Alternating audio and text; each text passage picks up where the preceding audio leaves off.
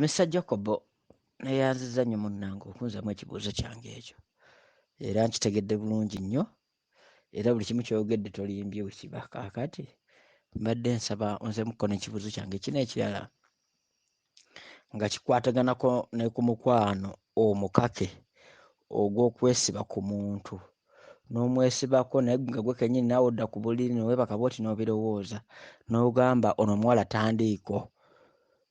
Oba okitegeera n'ogamba ono omuwala tandiiko kuba buli kyenkola singa abadde andiko yandibadde yazze dda, yandibadde yampadde akanayijaina, naye ogenda okulaba weetodde emyezi 6-7 takuwa ng'ate gwe omuteekamu obuswazi buli kyasaba ng'okimuwa. Bw'ogezaako n'ogamba nti omwesonyiwe n'ogezaako n'omwesonyiwamu emyezi 2 ng'olaba takuba wadde akasimu, gwe kennyini ate noweebuliidinga ate n'oddamu n'okuba n'omubuuza kitegeeza wankyawa. Mbadde njagala otuwabulemu awo ku mukwano ogw'okwesibako oba omukwano omukake.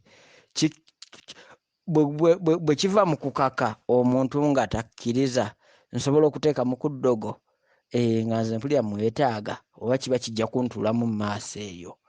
Neyanzizza nnyo. Kyolina okusooka okumanya nti muganda wange nti omukwano tebaguloga. Waki tebaguloga? Love etuuke ne fading away. Love fading away. Buli muntu atuuka ekiseera n'akoowa munne.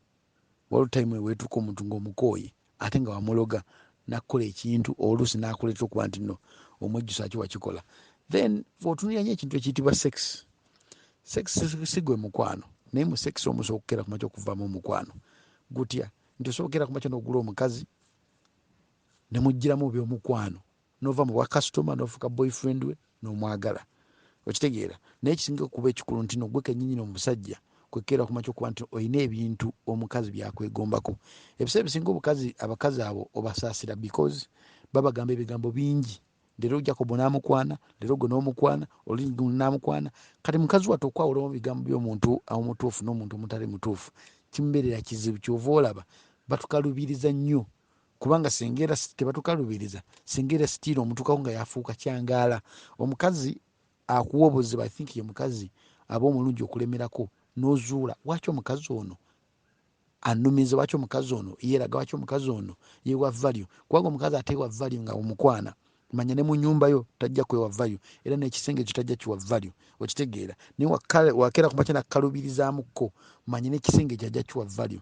Omusajja yena n'akwana omukazi n'amwanguyiriza n'oba ofa otya ne muganda asoba omukwana n'amwanguyiriza.